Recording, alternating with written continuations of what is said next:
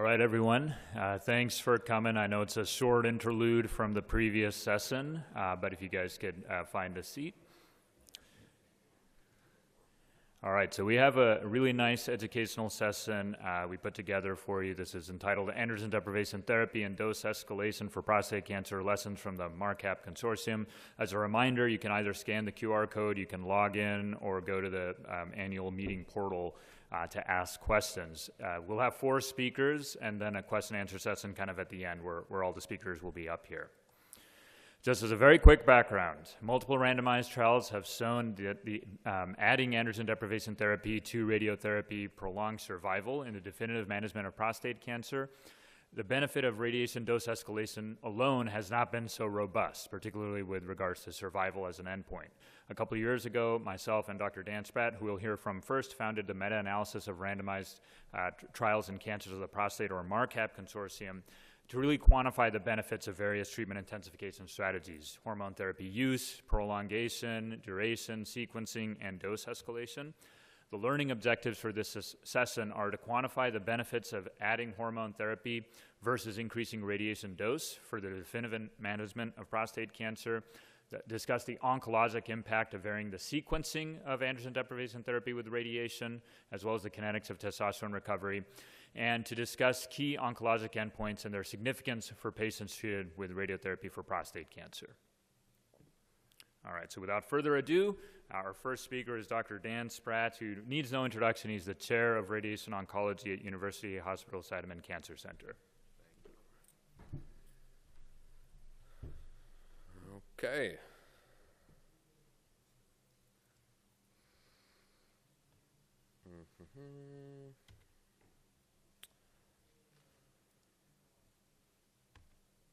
There we go. All right, well, thank you guys so much for coming today. Really excited. This is actually a huge honor because back, I don't know, less than a decade ago, but a while ago, Amr and I had been spending countless efforts and hours trying to get individual patient data from trials around the world, usually not getting any responses. And eventually there was traction once we started shelling out some money to these places. And so to now have an educational session here about this work, and this was inspired, for those who are familiar with breast cancer, the EBCTCG group, which I don't know what happened to them, if they disappeared, but when I was in training, we had to memorize all of their papers. So we wanted to basically emulate that and take it to the next level. So prostate cancer, as many of you may be familiar with, we risk stratify it using things like the grade, the PSA, the TNM stage to create the NCCN risk groups. Now these risk groups, right, and just the newest edition came out, so for you to know, very low risk is now gone. Eliminate that from your brain. But basically, from low risk to metastatic disease, what is this? This is purely prognostication. You have a worse outcome as you move down the list. That's it. These are not predictive of any type of treatment. And so the 2 main things we've been assessing over and over and over for 40 plus years is use of ADT and different strategies, and obviously many times different types of radiation dose escalation. There's lots of hypothesized, some stronger evidence than others, of how ADT improves outcomes. It targets the androgen receptor, that's the driver, right, the biologic driver of prostate cancer. It inhibits DNA repair. People have shown it can reduce intratumoral hypoxia, inhibits proliferation, maybe even cytotoxic to micrometastatic disease, and improves the immunogenicity of prostate cancer. Maybe that helps with clearance. RT dose escalation is very simple, right? Increases log cell kill. It's just trying to kill every last clonogen down to hopefully achieve a cure. So there's been about, now we're on our 40 plus years of trials. This is just a snapshot that we used to look at all these ADT trials when I was in training. No one talked, you're going to hear a great talk in this session, about sequencing. They just said, Dan, there's trials of plus minus hormones, maybe duration. They didn't look at it like this at all. They also pretty much ignored the heterogeneity in that some of these trials included low risk, some of them included high risk. And so this was the first effort when you take a meta-analysis of all these to start dissecting this out. So as we've said, over the last 8-9 years, we have, I don't even know, 25 and counting It's the largest individual patient data repository in the world by a long shot, housed at UH Seidman in Cleveland and UCLA. And I'm going to say, because I get to as the chair, it's the best center in all of Ohio. And with this, you can see here that we put out the seminal paper from MARCAP and Lancet Oncology that looked at these three questions: the use of ADT, neoadjuvant ADT prolongation, and adjuvant ADT prolongation, which really is for the first time to dissect these into discrete questions rather than just pooling things all together. We ended up very fortunate, we collected every single randomized trial at the time ever conducted in history that reported at least distant metastasis and death. So you can see on the bottom right, there were a few trials, like the D'Amico trial. It was tiny, 206 patients. And you'll see this is like a 10,000 patient meta-analysis. They didn't even collect distant mets, and then some of these Quebec trials. So these are big, well-powered meta-analyses, right? ADT use, over 5,000 patients, very long-term follow-up. Neoadjuvant ADT, over 2,000 patients, long-term follow-up. And again, adjuvant ADT prolongation, again, over 3,500 patients. So these are very robust to look at endpoints like MFS and overall survival. So use of ADT, why is it still the standard of care for many men? Well, here you go. As I tell our residents, you now no longer need to memorize 10 trials, memorize MARCAP, and whatever the newest trial is testing this. You can see the number needed to treat on the left for MFS, it's about 11. For OS, it's 12.5. So these are pretty robust absolute improvements. When you dissect it now by risk group, intermediate and high risk, there is, as we would expect, a greater absolute benefit in high-risk disease. The number needed to treat to prevent one distant met at 10 years is only 8. It's pretty good. For intermediate risk, it's about 18. Now, that's the absolute benefit. The relative benefit, that's what we think of hazard ratios, there's no interaction, or there's no significant difference between high and intermediate risk. The interaction effect you see is 0.09, but there's a relatively similar benefit between high and intermediate risk. And one of the key findings in our paper was actually neoadjuvant ADT, and again, you'll hear more about this with sequencing, but prolonging the neoadjuvant component by multiple months has absolutely no benefit in oncologic outcomes. I think this should not be used for any oncologic reason. If you need to do it for logistical reasons, that's of course your prerogative to do. Now, adjuvant ADT prolongation, right, which is usually for years, significantly improves MFS and OS, not quite as much as just use of ADT, but still those number needed to treats on the bottom are quite robust, 12.5 for MFS and 16.7 for OS. And again, those number needed to treats for distant mets at 10 years. Again, intermediate risk is 16 and high risk is 10. You may say, Dan, well, that's a pretty big benefit. Why aren't we using long-term ADT in intermediate risk? Well, that's because people that have looked at these trials just didn't want us to start giving ADT to intermediate risk for long periods of time, but there's actually, even in individual trials, have shown benefit. I think that the reality is there's probably a subset of intermediate risk, as we know, that behaves just like high risk. The relative benefit, again, here is very similar. You can see those hazard ratios 0.85, 0.81, so there is a very similar benefit of adding long-term ADT in intermediate and high risk. Now, to even dive further into this, because right now, so we at least broke it down by sequencing, we broke it down by risk group, but what about actually being more granular with the duration? So this is one of our other works called Dharma, which should be accepted hopefully any time now to go online. And across these trials, you can see the ADT duration used is quite variable, right? So you can't just lump these truly into short and long term. When you add on treatment compliance, it's even more heterogeneous because a lot of patients with long-term ADT do not receive it. So we presented this work a couple years ago, but what you'll see here is that in terms of the optimal duration of ADT by prognostic risk, you can see that in one intermediate risk factor, you can think this is sort of analogous to favorable intermediate risk, there's a small, 2.5% reduction in distant mets at 10 years, so it's not nothing, but it's probably too small for most men. That's why we don't recommend ADT for most of these guys, but some may benefit. When you look at unfavorable intermediate risk, or 2+ intermediate risk factors, you can see again, you probably start losing benefit beyond the first 6 months. However, if you start adding up, there's probably patients here that benefit from longer term or maybe intensified hormone therapy. That's being tested on NRG-GU10 with higher Decipher scores. And in our run-of-the-mill high risk, we can't show much benefit beyond 12 months. So while many people give 18, 24, maybe 28 months, really maybe the optimal duration here for run-of-the-mill high risk is just 12 months. And in very high risk stampede style, we can't really find a duration that benefit sort of plateaus regarding just ADT. So, in training, I was told this: radiation dose escalation can obviate the need for ADT. I intentionally left all the famous people in our field's name off of this. This has been said by many, proven by absolutely no one.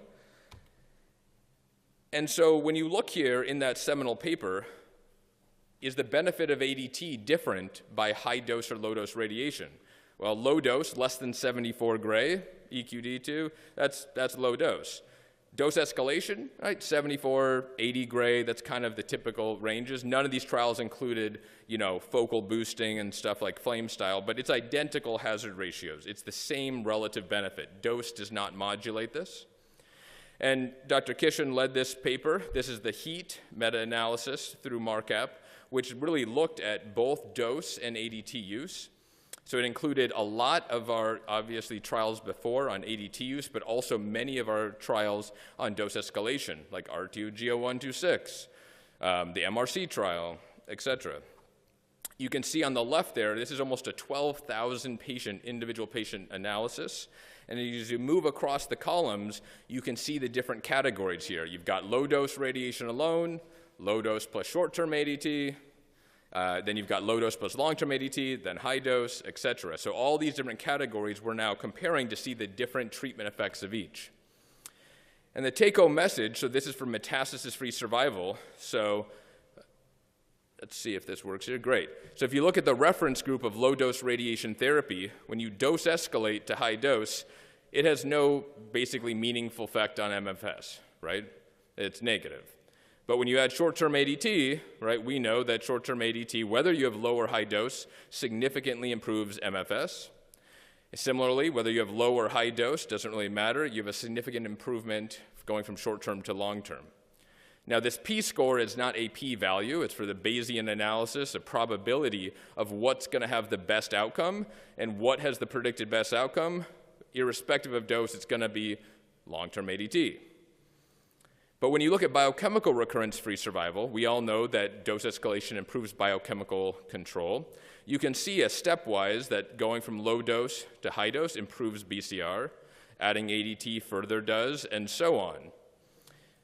And you can see that in the Bayesian analysis, again, the arms that will do the best are those that are getting long-term ADT, but high dose does even better than low dose. The question people often ask, because they're brainwashed by biochemical recurrence, is why on earth does BCR not translate into MFS or OS? And you'll hear more about endpoints from Dr. Gia.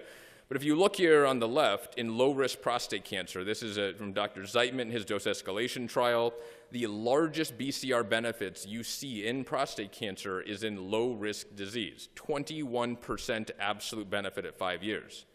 Is this meaningful? That's pretty freaking huge. The problem is no one metastasized or died in either arm, so who cares? In this trial, the Jatug-18 at 5 years, this is a high-risk trial, only 3% of them had BCR. And this is a population that you theoretically could metastasize or die on.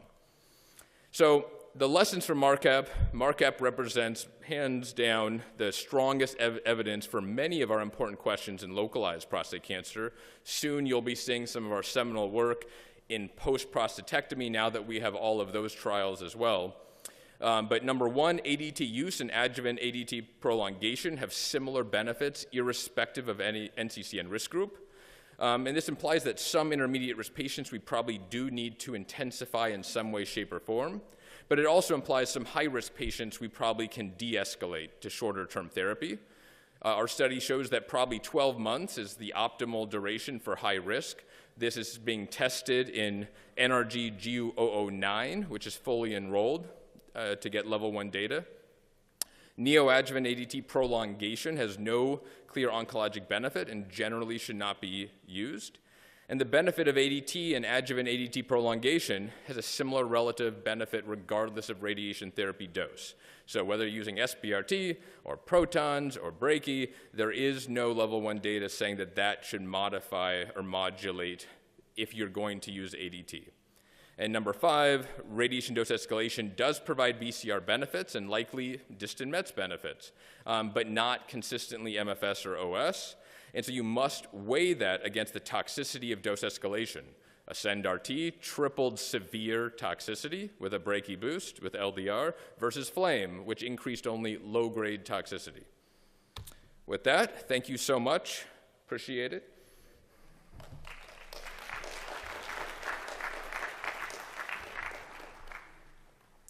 Great talk as always. So again, what we'll do is have all the questions at the end. So we'll move on to the next presentation, which is from Dr. Martin Ma.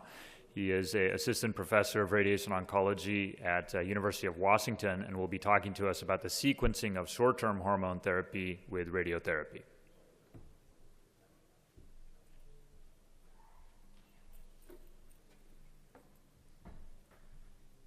Good afternoon, everybody. Thanks so much for the opportunity. I have no disclosure related to this presentation. Just to make it a little bit more interactive, maybe we'll do a couple polling questions before we start the content. So if you can please scan that QR code and then select the answer. So for a patient with unfavorable intermediate risk prostate cancer needing a 6-month course of ADT, when would you initiate ADT? More than 3 months before RT starts, 2 to 3 months before RT starts, 1 to 2 months before RT starts, around the same time as RT starts, or don't have any definitive defined timeline. This is assuming the patient doesn't have like a super large gland that you need to cycle reduce, that kind of thing, just like a normal 30 cc gland patient. I think we can just, so enough people voted. Oh, here's the result. The font is kind of small, but it looks like around the same time as RT starts is 68% interest. Yeah, that's great. 70% of patients, respondents said that, and about 28% said 1 to 2 months before. Great. And then the next question, a little bit different. Instead of intermediate risk, it's high-risk prostate cancer, needing a longer course, 18 to 24 months of ADT. In this case, when would you initiate ADT? Same question, answer options.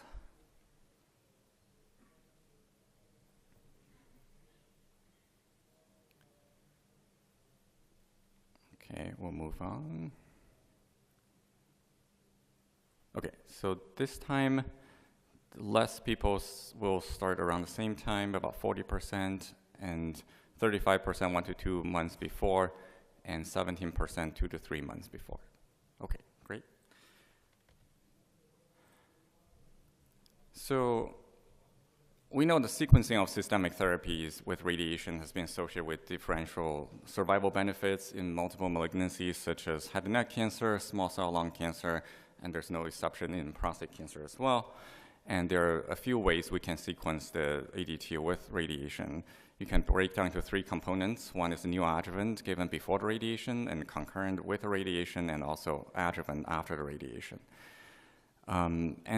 There's been a lot of different practices in the real world, including different trial design. For example, the TROG and the Canadian trials, they favored prolonged neoadjuvant ADT, and NRG and some of the RTOG trials, they favored mixed neoadjuvant and concurrent ADT, while for the European URTC trials, a lot of them favored concurrent adjuvant ADT.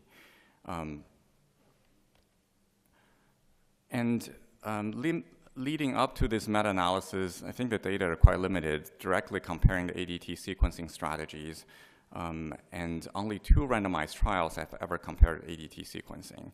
One is the RTOG 94113, that's a 2x2 randomization of prostate-only radiation versus whole pelvic radiation. The other randomization is neoadjuvant concurrent versus adjuvant ADT, and for a total of 4 months. I think the adjuvant one doesn't really have a concurrent component.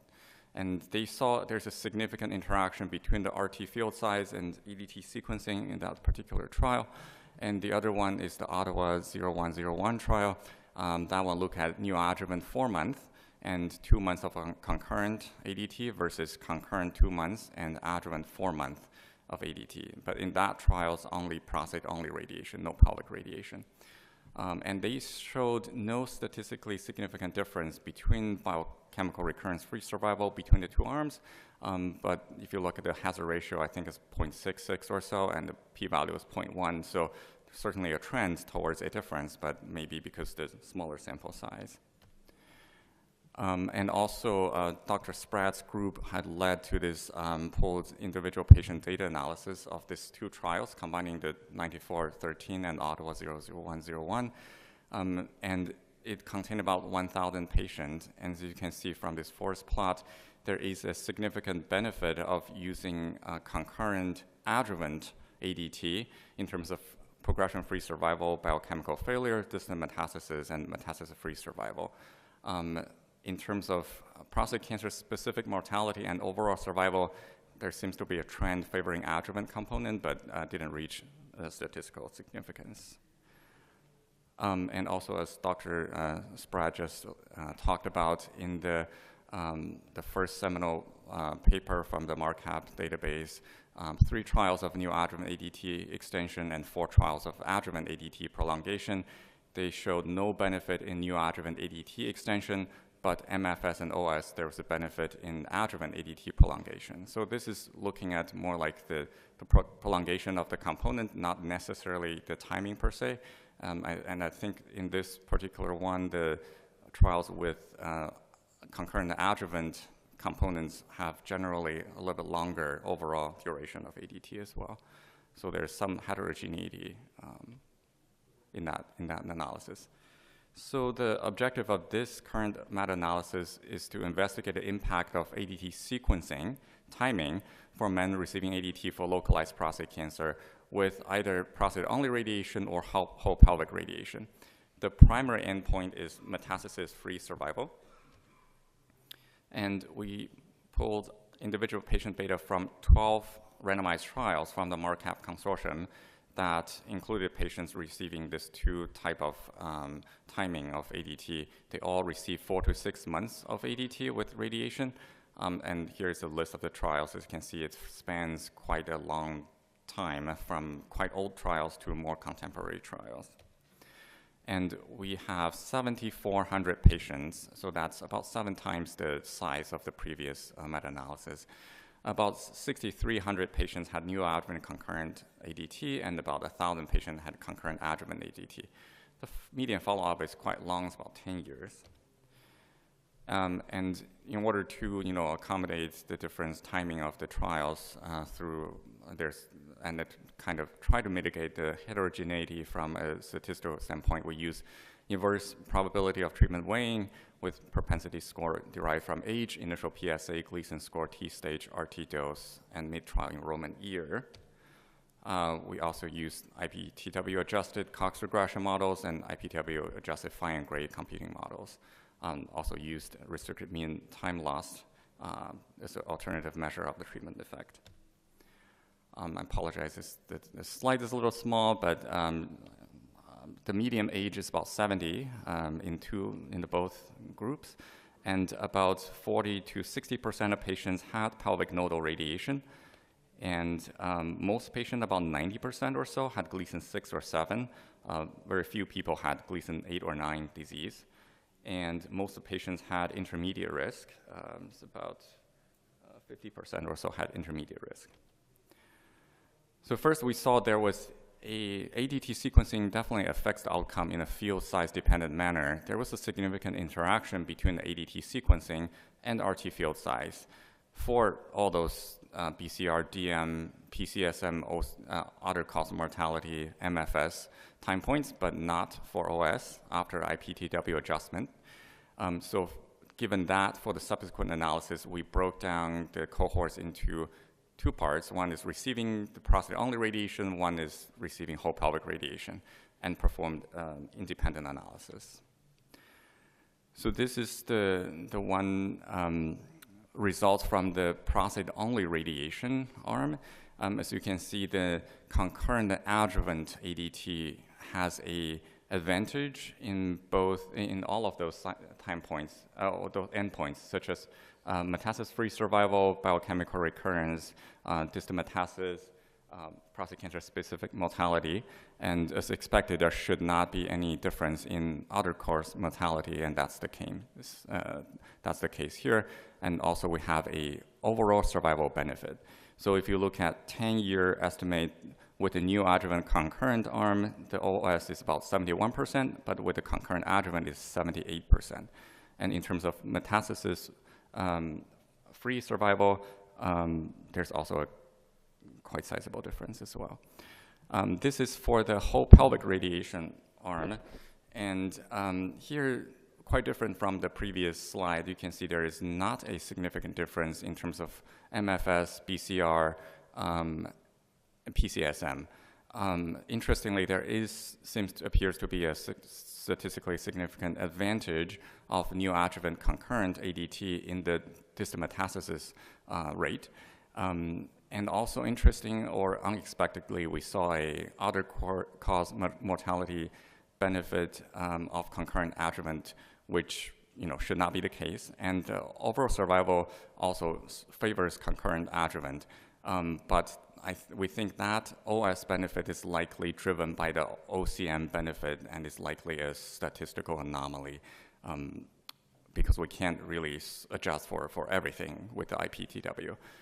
And the direction is different from the distal metastasis, the benefit. So this is just another way of looking at this, the forest plot. So this is highlighting the prostate-only radiation arm.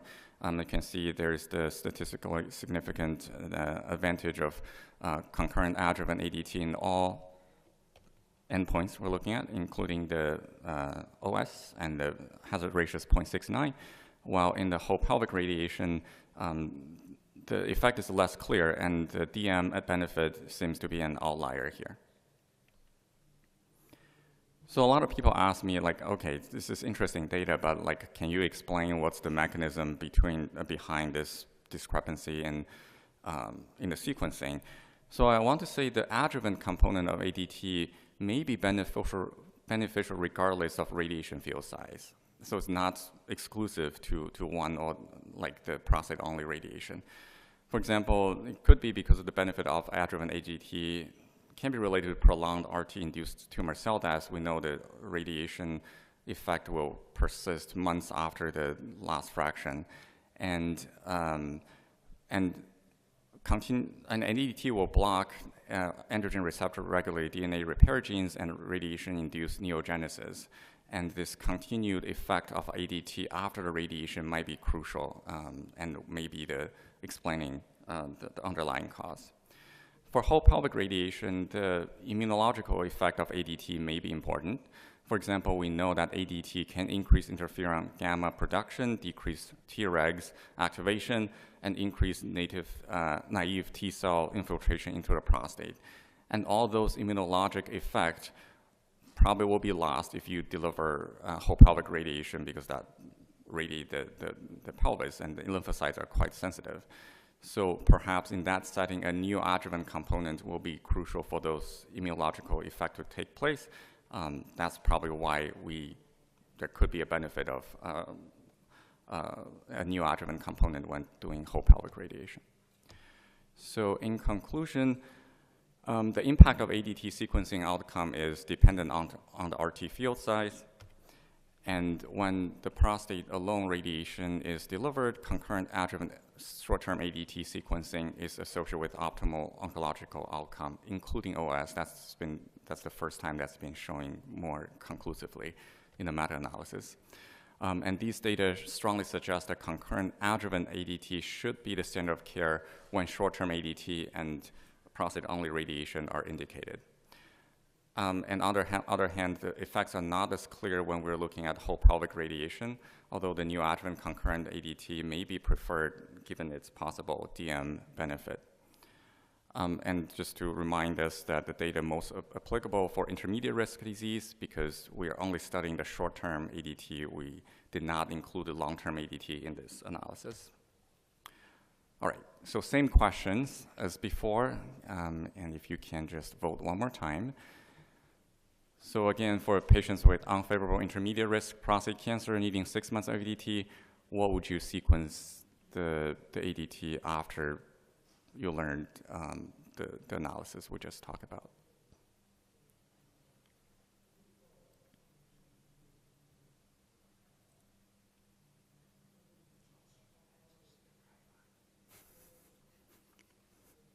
Okay. 77%.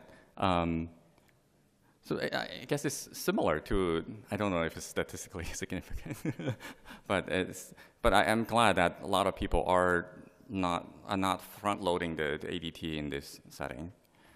And the last question, for high-risk prostate cancer needing a long-term ADT, when would you initiate ADT?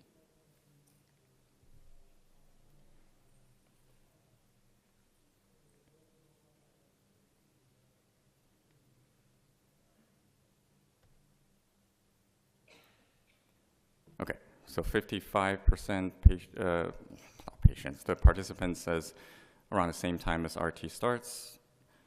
Okay. Here's the QR code. If you want to get more details about the full text of the study, here it is. And I would just want to give my sincere thanks to Dr. Amar Kishan and Dr. Dan Spratt, who are instrumental in building the MARCAP database, as well as Dr. Elon Sun, who is the statistician of this trial. Thank you so much.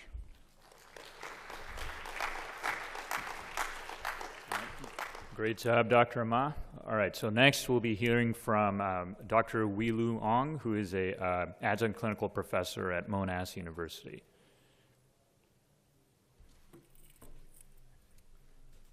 Thanks for the opportunity to speak today. Thanks, Amma, for the invite to speak. So this is going to be talking mainly about the transport meta-analysis as part of the MARCAP consortium work.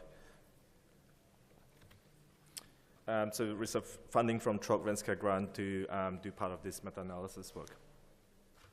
So I suppose for the presentation today, I'm going to discuss about the kinetics of testosterone recovery following a combination of radiation therapy and ADT. I'm going to discuss the effect of effective castration period as well and the cancer outcomes.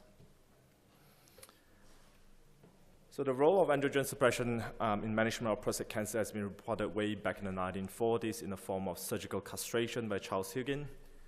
More than 80 years since the seminal publication, ADT is still the cornerstone treatment for management of prostate cancer, especially in the setting of metastatic setting, and also routinely given in the setting of localized prostate cancer in combination with prostate radiation therapy. We have heard multiple mention about the MARCAP work, including one of this first work which has confirmed that addition of androgen deprivation therapy with prostate radiotherapy improves outcome. There's a lot of fine details in there, neoadjuvant, concurrent, adjuvant durations, all those, but collectively it has been shown that adding ADT to prostate radiotherapy improves oncological outcome, including overall survival.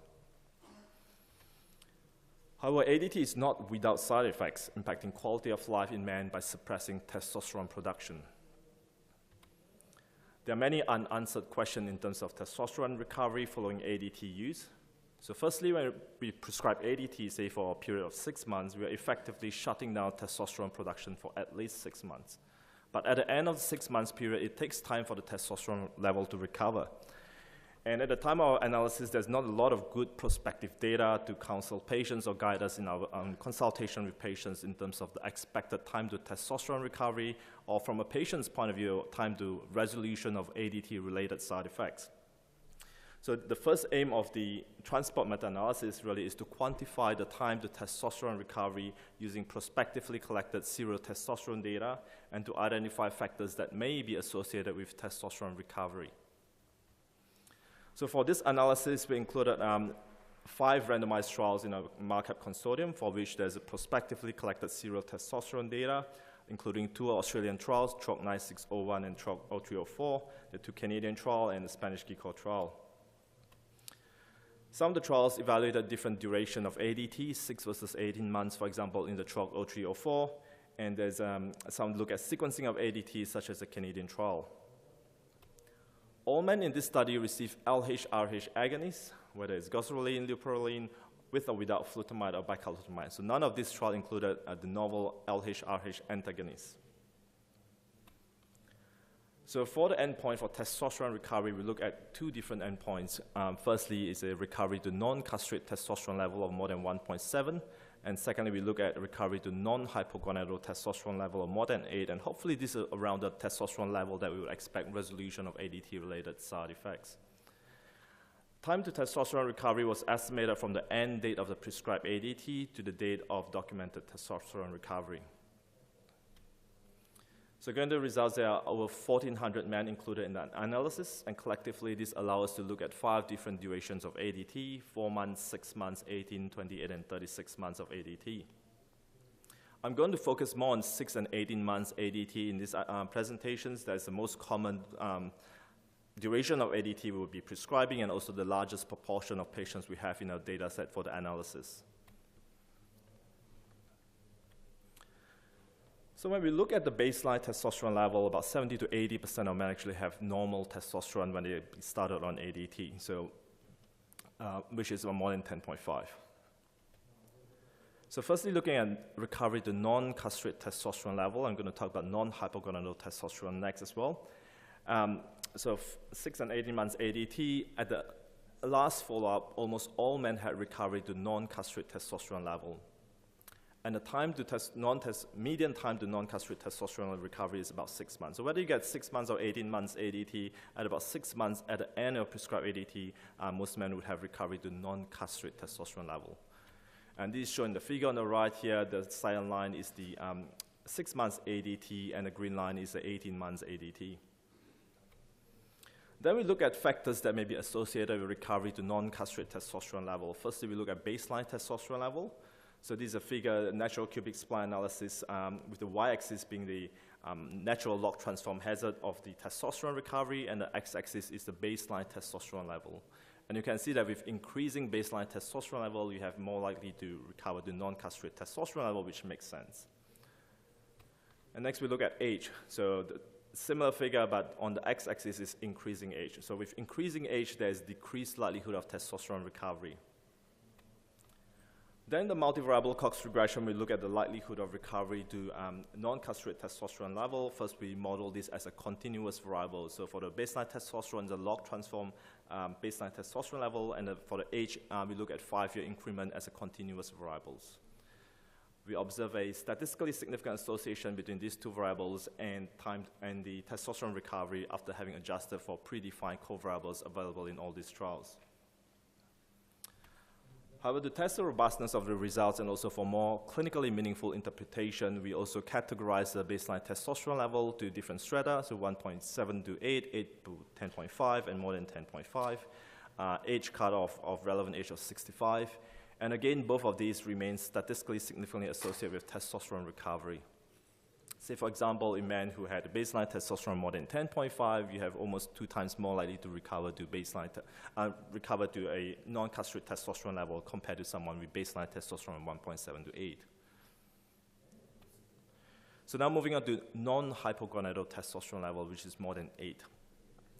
Again, focusing on 6 and 18 months ADT. So at last follow-up, about 86% of men had recovery to non-hypogonadal testosterone level, and the median time to non-hypogonadal testosterone level was about 8.1, which means that at the end of 6 months ADT, it takes another median of 8.1 months to recover to non-hypogonadal testosterone level. And you can see this on a figure here on the cyan line, going across the 50%, going down the line that is about 8 months. Looking at 18 months ADT, at last follow-up, about 3/4 of men had recovery to non-hypogonadal testosterone level, and the median time to non-hypogonadal testosterone recovery was about 12 months. So at the end of 18 months, it takes another 12 months for recovery to non-hypogonadal testosterone. Again, you can see this on the figure here, the green line, going down the median to about 12 months or so. Then we look at association between the baseline testosterone and age on the recovery to non-hypogonadal testosterone level. Very similar finding to the non-castrate testosterone level, which makes sense. Increasing baseline testosterone, more likely to recover. Increasing age, less likely to recover to a non-hypogonadal testosterone level. And in multivariable analysis, very similar findings. So how are we going to use all this information in our daily clinical practice, or actually even to explain to patients? So using all this data, what we've done is we developed a nomogram to better inform patients on the likelihood of testosterone recovery, separately for non-castrate testosterone level, as well as non-hypogonadal testosterone level. So I'm going to take example for, let's say, non-hypogonadal testosterone level. This is probably the testosterone level where you have, hopefully, resolution of some of the ADT-related side effects. So let's say a man of 70 years old with ECOG 0, baseline testosterone of 9, receiving 6 months ADT. This adds up to score about 100, and then you look down through the nomogram, the recovery to non-hypogonadal testosterone level at 6 months, about 23%, 12 months, 45%, 18 months, 60%. So these are things that you can use to guide your consultation with patients based on their, all these features that we have in the nomogram. So take another example, slightly younger man, higher baseline testosterone, also receiving 6 months ADT, adds up to score of 170 or so, looking down the nomogram. The likelihood of recovery to non-hypogonadal testosterone is much higher, 50% at 6 months, more than 80% 12 months, more than 90% 18 months. So hopefully give you an idea that, well, there's a huge range of how testosterone may recover depending on all these possible variables that we have in the nomogram, and it will hopefully be helpful in clinical practice. So going to the next part of this talk, which is to look at the effect of effective castration period and cancer outcome. So we have shown that testosterone recovery does vary between individuals. So same patient, well, patients getting 6 months ADT, different patients will have different effective castration period. So in the trials, I've shown the benefits of adding ADT to radiation therapy. That's the effective castration durations, which means the duration where the testosterone is less than 1.7 actually drives the oncological outcomes. And this is, I suppose, especially important in the setting of LH-RH, the use of LH-RH antagonists, where it's been shown in randomized trial that there's more rapid testosterone recovery. So are these patients getting duration of 6 months LH-RH antagonists, they're actually having a much shorter effective castration period. Will that impact on their cancer outcome? And that's the second aim of this analysis, which is to evaluate the association between effective castration period and cancer outcome. So we use the same data set. So none of these patients in the trial, in the analysis, received LH-RH antagonists. All of them have agonists, but it just gives an idea of, well, does the effective castration period actually drive the outcomes? So the effective castration period was estimated from the start date of ADT to the first documented non-castrate testosterone level. We look at metastatic free survival as a primary oncological endpoint. This is an established surrogate endpoint for overall survival for localized prostate cancer based on the ICE-CAP meta-analysis. And this is estimated from the start date, well, the date patients randomized into the trial to that date of death or any death from any cause. Again, focusing on 6 and 18 months ADT. If you remember earlier, I mentioned that at the end of 6 and 18 months ADT, it takes another 6 months or so to recover to non-castrate testosterone level. So patients who have 6 months ADT, effectively, the median effective castration period was about 12 months. And patients who have 18 months ADT, effectively, they have about 24 months of effective castration period. So to evaluate the association between effective castration period and metastatic free survival, firstly, we use a Cox regression, assuming a linear association between the effect of castration and MFS. Unfortunately, we did not observe any statistically significant association across the different strata of ADT duration. However, in a separate natural cubic spline analysis, we assume a nonlinear association between effective castration period and MFS. And on this graph, you can see the y-axis is actually the log transform hazard ratio for MFS, and the x-axis is the effective castration period for patients who had 6 months ADT. The optimal effective castration period was defined as a point of the spline which all the value would have a greater log transform hazard for MFS. So you can see a U-shaped curve there, and the optimal effective castration period for MFS benefits, which is really the lowest point of the graph, is about 10 months or so, 10 to 11 months. So really for men who get 6 months ADT, really to get the optimal metastatic free survival benefits, we're looking at probably effective castration period about 11 months or so.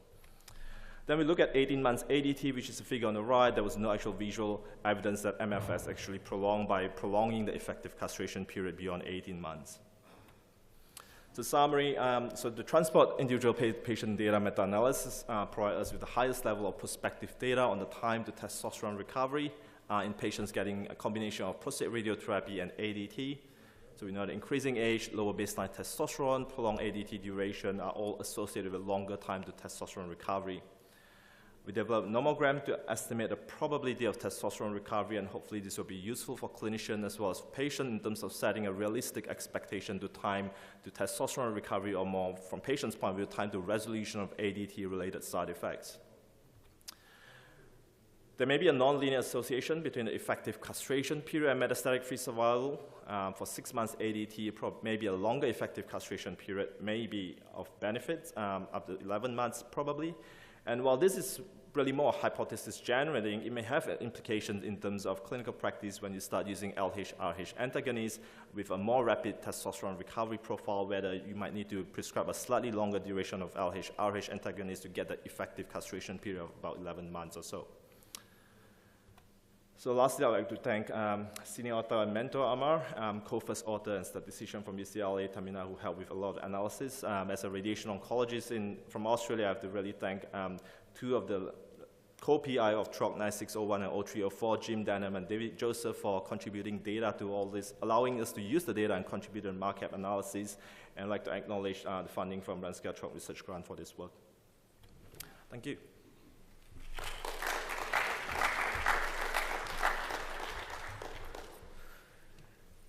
Great talk. And then last but not least, we have Professor Dr. Jia, who will be talking to us about endpoints in localized prostate cancer. Oh, God. Thank you so much. Thanks so much for this opportunity. My name's Angela Jia. I'm a radiation oncologist at University Hospitals in Cleveland, Ohio. I have the pleasure to talk about endpoints in localized prostate cancer and the clinical importance of this. I don't have any relevant disclosures. And so, why do we treat patients? It's to improve their life experience. And whether that is objectively by increasing the length of their survival, or qualitatively by improving the quality of their life. And obviously the two are not mutually exclusive, or they shouldn't be. But sometimes, we are laser focused on improving things like lab values, imaging results, tumor progression, but we always have to keep in mind at the forefront that this matters only when it impacts our patient's experience, right? Be it survival or quality. And so, as an example, in this secondary analysis of RTOG 9601, which, to remind all of us, was salvage prostate bed radiation with or without 2 years of bicalutamide that demonstrated an overall survival benefit, in patients with a lower pre-salvage PSA value, the addition of those 2 years of bicalutamide is not benign, right? There is a 3-fold increase in grade 3 and higher cardiac events in these patients. And so this is particularly important to keep in mind when we think about endpoints in a disease site like prostate cancer, localized prostate cancer, which has a very long, potentially, disease history where other cause mortality can dominate. And so we just need to keep that in the forefront. So therapeutic clinical trials, it's to assess the safety and or efficacy of a therapy for patients with a specific condition. And how do you measure that safety and efficacy? Well, that is through a clinical trial endpoint, right? And the NCI definition is that this endpoint should be something that can be objectively measured and is beneficial to our patients. And so the ideal characteristics of such an endpoint is it should be measuring true patient benefit. And that is defined by the FDA as something, an objective measure of how a patient feels, functions, or survives as a result of the treatment that we provided. And so who decides what is important Here are the key stakeholders. Most important of all is the patient himself, and as well as clinicians, regulatory agencies, and of course, industry. And what are those endpoints? I'm just going to briefly go over what the definitions of these efficacy endpoints are as it relates to prostate cancer, okay? So on the left-hand side, we've got what I call simple endpoints. So these are singular endpoints we're measuring. On the right-hand side are composite. And so event-free survival, which some refer to as biochemical progression-free survival or biochemical recurrence-free survival, this is basically everything on the left-hand side except for pathologic complete response rate as measured by a biopsy. So short of that, your PSA recurrence, your biochemical recurrence, local, distant, cancer-specific mortality, and overall survival are all included in that kind of an endpoint. Disease-free survival, however, is usually does not include PSA recurrence or biochemical failure. And then, of course, metastasis-free survival is only looking at distant metastasis or overall survival. And then lastly, but certainly not least, we've got overall survival, which is cancer-specific mortality or other cause mortality. And when it comes to, I'm going to take you through the usual typical treatment course that we see when we treat, clinically localized prostate cancer. We do a treatment, right? The mouse work? Sorry. Yeah. Oh, sorry. I was looking at the big screen. I don't see my. Oh. Well, look at that. So first you get your treatment. And then hopefully everybody's cured, but we know that's not always the case. So some folks have a BCR, and at that point, you do some other treatments. And the outcomes of that, again, hopefully some are cured, but some have a second BCR event. But we should, keep in mind other cause mortality now start creeping up. And as we further go down this, that eventually if there is a prostate cancer specific mortality event, we need to keep in mind throughout this entire process that there are competing risks here that have nothing to do with the prostate cancer itself, mainly other cause mortality, right? Ooh, excuse me. And so when we think about establishing that clinical endpoint, and we're gonna, and first of all, why I'm going to be introducing the concept of surrogacy, a surrogate endpoint, and why we want to find one. Well, it's because overall survival takes a very long time, and it's costly to follow patients for a very long time until that final endpoint. So wouldn't it be great if we had something that's earlier that can give you an indication of what is going to happen down the line? But we need to keep in mind when we're trying to find that endpoint, and let's say, you can probably guess, I'm going to be talking about BCR, biochemical recurrence, is that you have to keep in mind there are other things that can influence this, right? The efficacy of a subsequent therapy. So at the time of BCR, is this BCR after surgery, in which case we're giving post-op radiation, or is this BCR after initial definitive radiation, and now we're doing re-irradiation? And obviously the efficacy of those two treatments can be different. You have to keep in mind the bias of are we doing routine imaging on follow-up, and also the bias of are we properly attributing death correctly? Did the patient actually die of prostate cancer or die of non-prostate cancer related causes? And so that is why overall survival remains the gold standard for demonstrating benefit here for all the attributes that are listed in this circle of life. And so what is a surrogate endpoint? I've alluded to this earlier, but it's a measurement used in trials as an early adequate substitute of going after OS. And I don't really know how to run, but in a marathon, the 20-mile mark is what people call the wall, and that could potentially be a surrogate of whether or not you're going to make it towards the end of that marathon. And so, again, surrogates can be measured earlier, convenient, less invasive, measured more frequently, accelerate potentially the approval process, and therefore it may reduce the size of clinical trials, shorten duration, and the cost of those trials, okay? And currently, in localized prostate cancer, the only proven surrogate is metastasis-free survival. And so on the left hand here, you can see this is for localized. On the right hand, I'm showing advanced prostate cancer, but the graph we're looking for is here. This is metastasis-free survival. And if you look at the correlation squared here, which is very small, I apologize, it's the R squared.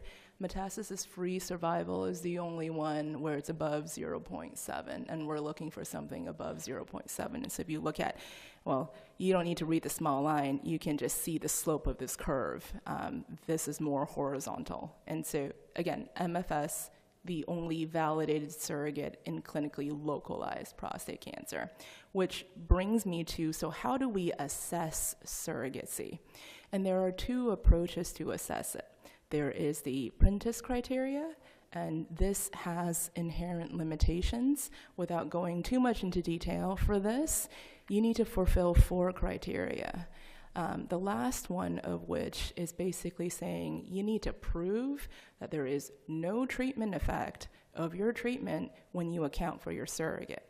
It is very difficult to prove a negative, and that is a key limitation of the Prentice criteria. The 2-stage meta-analytic approach is the gold standard when it comes to assessing surrogacy of an endpoint. And this is based on 2 things. One, that your intermediate clinical endpoint is correlated with your true endpoint, so in this case, OS. And 2, the treatment effect on your intermediate clinical endpoint and the OS are correlated. And so this is BCR a surrogate for OS. This is work by Dr. Sam Roy, who's in the audience right now, who's not making eye contact with me. But in this particular study, what he looked at is he looked at trials, he looked at radiation dose escalation trials, addition of ADT and prolongation of ADT, looking at BCR as the surrogate and doing the 2-stage meta-analytic approach to see if this is a true surrogate of overall survival, okay? Just to show you here are the patients on those trials as part of the MARCAP meta-analysis. Okay, so first, at the patient level, it does not meet surrogacy. So what you're looking at is this is time to biochemical recurrence, all right? So this does not include other cause mortality. Other cause mortality has been censored, all right? So this is only looking at biochemical recurrence, and you can see for Kendall's tau, everything is below 0.7.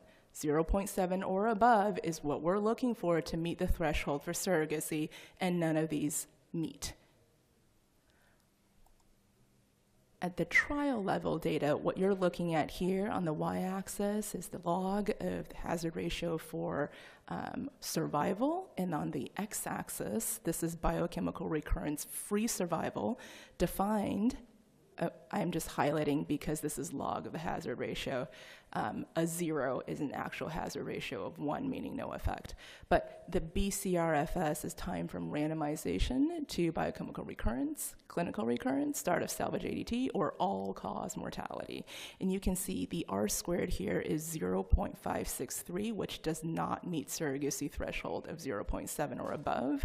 And then very interestingly and very importantly, when you take away non-prostate cancer death, right? So this is the time to biochemical recurrence. Your R squared really goes to basically a horizontal line. So again, does not meet surrogacy criteria.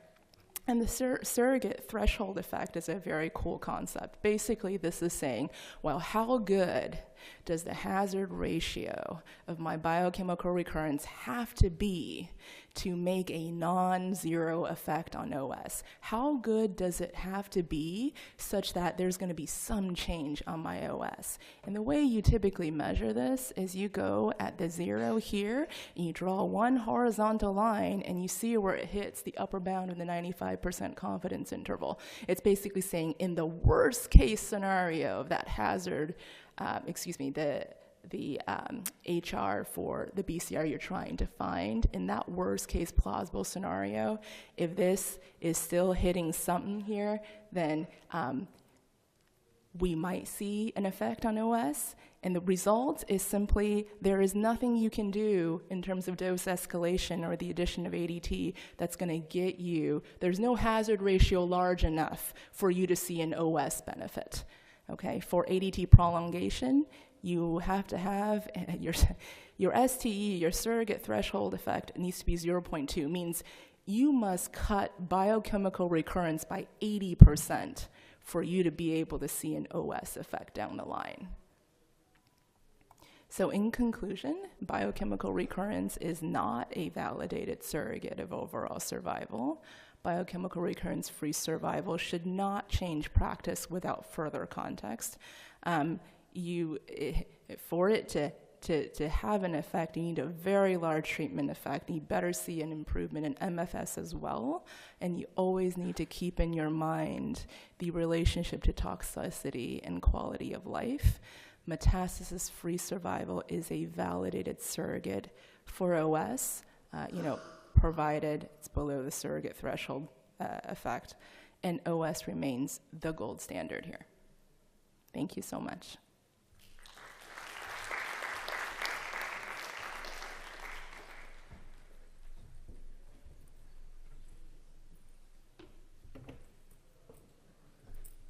All right, so thanks again for that talk. And so those were 4 wonderful and hopefully very educational. Sorry, I can pull it on this. Yeah.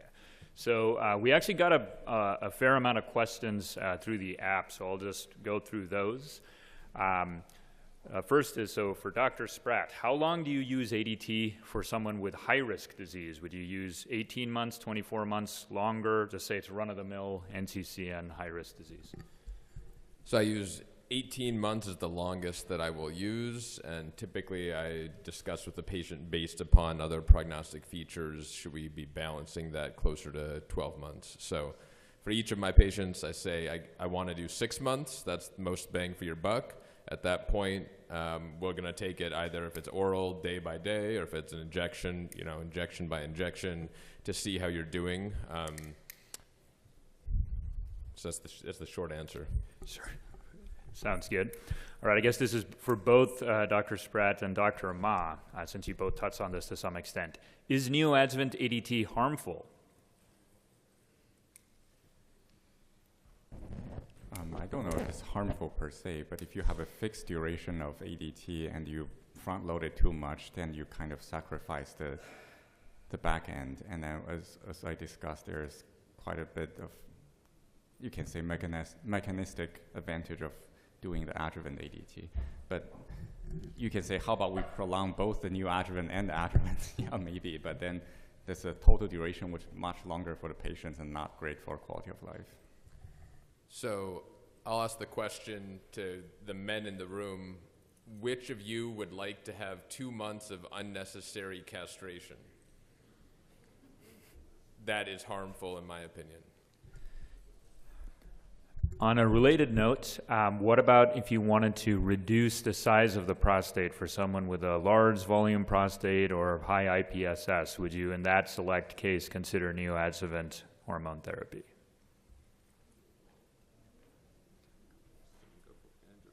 I can go for it. Sorry, this has nothing to do with hormone therapy, but for me, the baseline urinary status of the patient is very predictive of how he will do after radiation, whether that radiation is hypofractionated or ultra-hypofractionated. So to me, I like to optimize his urinary status, and we consider things like urinary outlet obstruction procedures if that is necessary. In my own practice, I won't be purely using ADT just to reduce gland size prior to radiation. Anyone have a different? Intermediate risk space. Sorry. Yeah, I agree. I think sometimes I do use a little bit longer course of, introduce some neoadjuvant component for intermediate risk patients because if their urination lots is too high. But also I want to say, this is a multidisciplinary approach where it's really important. Always talk to my urology colleagues. Sometimes we get a PVR, some get a flow rate, because not all LUTS is caused by obstruction from the prostate. So often, like, if you think everybody who have a high LUTS, high IPSS needs a neoadjuvant, that's not true. Sometimes the bladder, overactive bladder, or some other things. So you should take that into consideration, talk to your urology colleagues. I think in general, I have been underwhelmed. When I started practice, I thought that by giving ADT, you shrink the prostate, all these LUTs are going to go away. I would say that's very rare. I think those who have been doing this a long time, that's not common because, again, it's the peripheral, more glandular tissue that's shrinking down, not the tissue around the transition zone and the median lobe necessarily. So, again, I don't think cytoreduction, if you look at all the trials that did this neoadjuvant prolongation for many months, so you know these prostates changed in size, there was still no difference in GU or GI side effects between those two. So it sort of, we're not really seeing this hypothesized benefit. But again, if it's, the main is for these, we see in clinic, these very large, nasty T3, locally advanced, compressing the rectum, I mean, that's sort of a different situation where I would definitely use neoadjuvant ADT. Dr. Ong, a question for you. In men whose testosterone fails to recover after ADT and quality of life is severely affected, do you ever consider replacing testosterone?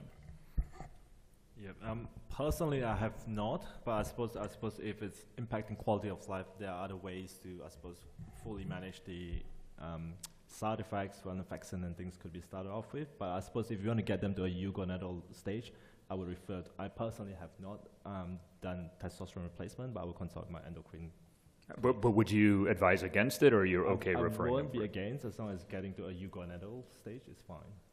Okay, and then kind of just because related to what you presented, a question about using oral LHRH antagonists, as you touched upon on a talk, does that impact if you're prescribing 6 months of Orgovix? Do you think 6 months is sufficient based on the data you showed, or would you prolong that duration for intermediate risk disease?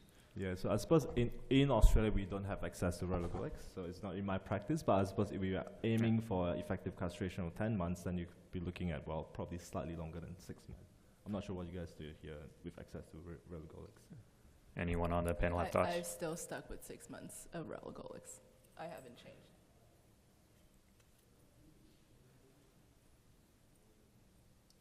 All right, a question for Dr. Jia. How close are we to knowing whether PET-based MFS is going to work as a surrogate, or kind of what are your thoughts on that as a surrogate? Yeah, that's a very interesting question. Congrats on Lunar and using PSMA PET in there. It's very pragmatic and very cool. I think whether we want to or not, it's now in practice. So PSMA PET is here. It's kind of like once you've seen the PET, you can't unsee what that PET result is. And so, what does that mean in terms of a surrogacy and endpoint? We don't know. The answer is we don't know. And the current trials we have is now incorporating this. And so with time, we'll have that data to tell.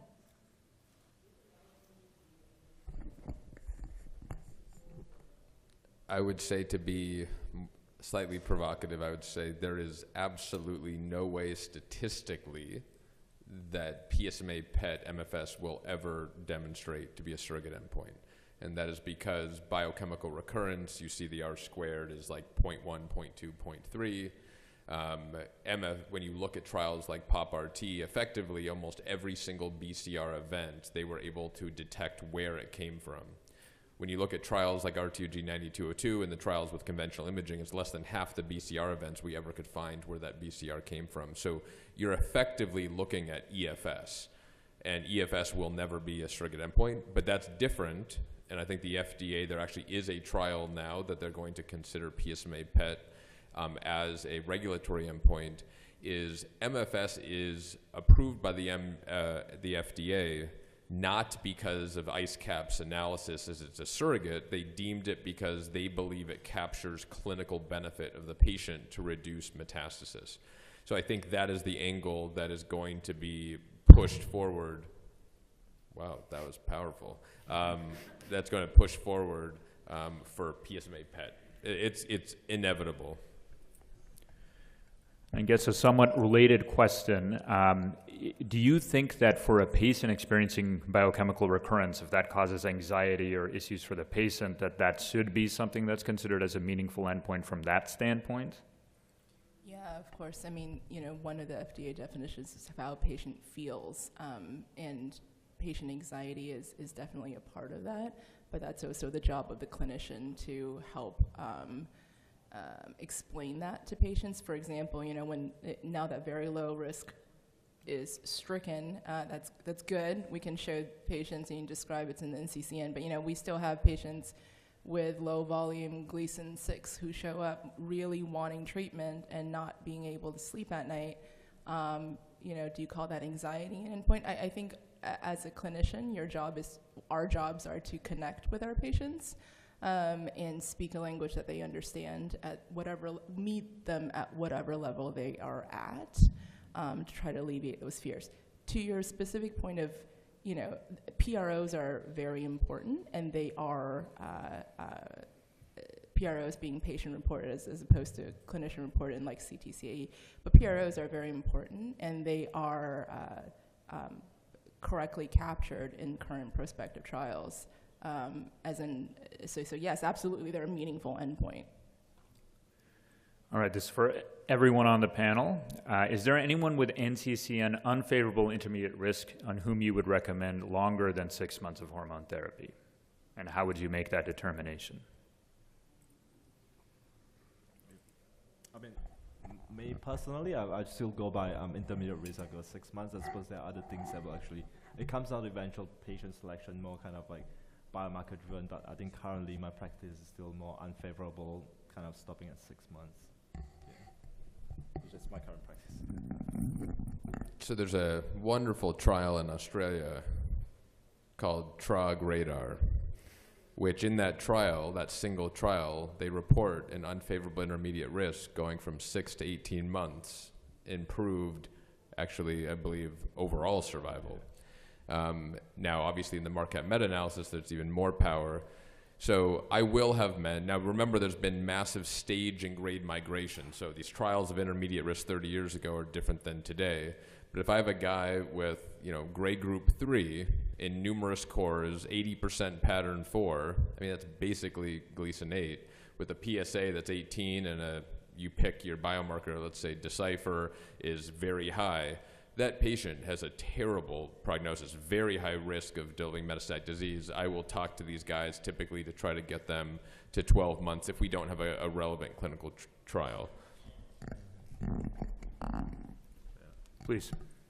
Can I ask one question based on that one? For a certain unfavorable 3+4 or 3+3 with more than 50% cores or 10 to 20, will you recommend to omit based on PACE-B almost like 75% intermediate unfavorable and biochemical control 95, and I think metastatic free survival is 99%. So de-escalation for selective unfavorable.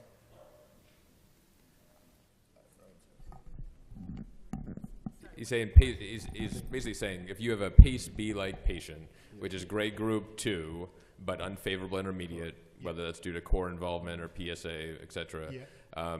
Yeah, I mean, the outcomes, I think the next NRG trial that Dr. Bob Dess and Dr. Gia will be leading is I think we need to question, is the standard of care in unfavorable intermediate risk really adding ADT given the stage and grade migration? You just saw, for those who saw Dr. Roach's presentation, in high risk and unfavorable intermediate, at 10 years with prostate-only radiation, the majority getting short-term ADT, 2% died of prostate cancer at 10 years. That's pre-PSMA PET, that's pre-Decipher, that's pre-all this stuff. We have just a mass stage migration. So I think that we're going to be finding standard of care is probably radiation alone for many of these patients as we see results from PACE-B and things like that. And another thing in terms of decision making, you go with the digital rectal examination or MR, because in PACE-B they just did digital rectal examination in 1/3 of the patients. So you still stick with digital rectal examination based T stage, or you go with MR? Yeah, I have not done a DRE for quite some time now, so I go by MRI. I do write if it's T3A is kind of can be ambiguous, right? Is it truly gross T3A or is it microscopic T3A? So I write that in brackets, but if it's ambiguous, that is not going to be the reason I upstage a patient to high risk. I do take into consideration the other clinical kind of factors, including genetic tests.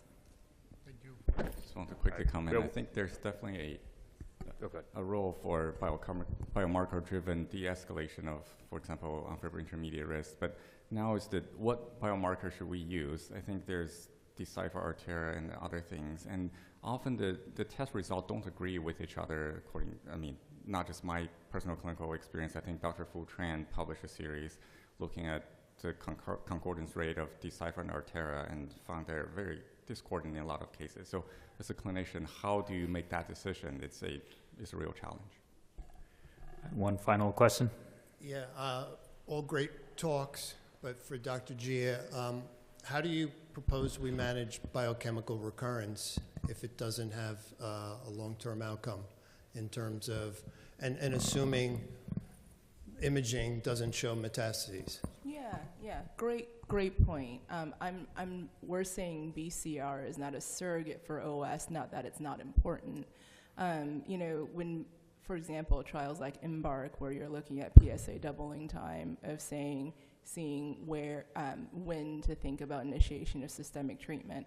But personally, for me, if you have a BCR and the PSA doubling time is very long, I observe, provided a PSMA PET is negative and you're doing everything you can to find out where it's coming from. But it could just be very, indolent disease that's recurred. Yeah. All right. Thanks to all our presenters, and thank you for your attention.